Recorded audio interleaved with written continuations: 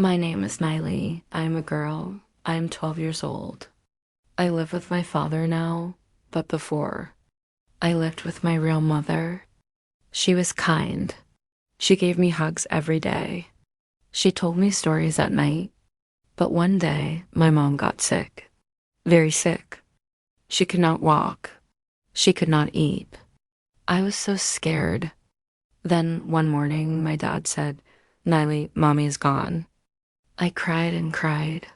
I held her photo. I slept with her pillow. I missed her voice. After some time, my dad met a new woman. Her name is Sarah. She had shiny hair and wore nice dresses. She smiled at my dad. She did not smile at me. One day, Dad said, "Sarah will live with us now." I looked at her. She looked at me. She turned away. I wanted to say hello, but she walked to her room. Sarah is not like my mom. She never hugs me. She never talks to me softly. She tells me to clean. She tells me to stay quiet. When I cry, she says, "Don't be weak." I want my mom. I want her voice. I want her love. I try to tell Dad. I say, "Sarah is not nice to me." He says, "She is trying. Be good, Nily." But he doesn't see how she looks at me. He doesn't hear her words when he is at work. She is sweet in front of Dad, but cold to me. I feel invisible. Before, my room was full of toys. My mom gave me a teddy bear. Sarah threw it away. She said, "This is old." She changed my bed. She took my pink curtains. Now my room is gray, cold. I sit by the window. I talk to the sky. I say, "Mom, are you there? Can you see me?" At school, I feel safe. My teacher is kind. My friend Myra gives me cookies. I draw pictures of my mom. I write in my diary. But when the bell rings, my heart feels heavy. I have to go home. Home is not happy anymore. Sarah gives me chores every day. Clean the floor, wash the dishes, fold the clothes. Even when I have homework, she says, "Do it later." If I make a small mistake, she yells. I cry in the bathroom. I don't want anyone to hear me. Dad brings gifts. He brings flowers for Sarah. He brings chocolates. He brings toys for her son. Yes, she has a son, but not for me. One time I asked, "Can I have one too?" She said, "You don't need gifts. You are not a baby." Her son is 10 years old. His name is Ryan. He breaks my things. He hides my books. He calls me names. I tell Sarah. She says, "He is just playing." I tell Dad. He says, "Be nice to him." No one listens to me. At night, I dream of my mom. She wears a white dress. She smiles. She opens her arms. I run to her. I say, "Please come back." She says, "Be strong, my little girl. I am always with you." I wake up crying. I hold my pillow. I whisper, "I miss you, Mom." One day, I sat alone during lunch. A girl from another class came to me. She said, "Hi, I'm Laura. Can I sit with you?" I smiled a little and nodded. We talked. She was kind. She listened. I didn't tell her everything yet, but I felt a little better. That was the first day I smiled again.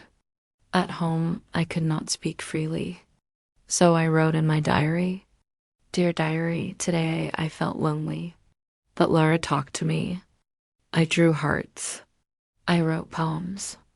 My diary held all my secrets. It never yelled. It never judged. It just listened. I waited for my birthday. I thought maybe this time he will remember. But that day, he came home tired. He gave flowers to Sarah. He gave a toy to Ryan. I stood there. He looked at me and said, "Oh, is it today?" I nodded. He said, "I'll make it up to you." But he never did. I wrote a letter to my real mom. I wrote, "Dear Mom, I miss you every day. I wish you could hold me. I wish you could see what my life is now." I folded the paper. I put it under my pillow. I believed maybe the stars will take it to her. One day, Lara asked me, "Why are you always sad?" I looked at her. I wanted to cry. I said, "My stepmother, she doesn't love me." Lara held my hand. She said, "You are not alone anymore." That was the first time I told someone everything. Lara's mom came to school one day. She saw me sitting alone. She said, "Nily, you're always welcome at our home." I was shy, but she smiled warmly. She gave me cookies. She listened when I spoke. She reminded me of my real mom. I looked in the mirror. I said, "Nily, you are not weak." I started studying hard. I helped at school. I read books. I wanted to become strong so that one day I can help girls like me.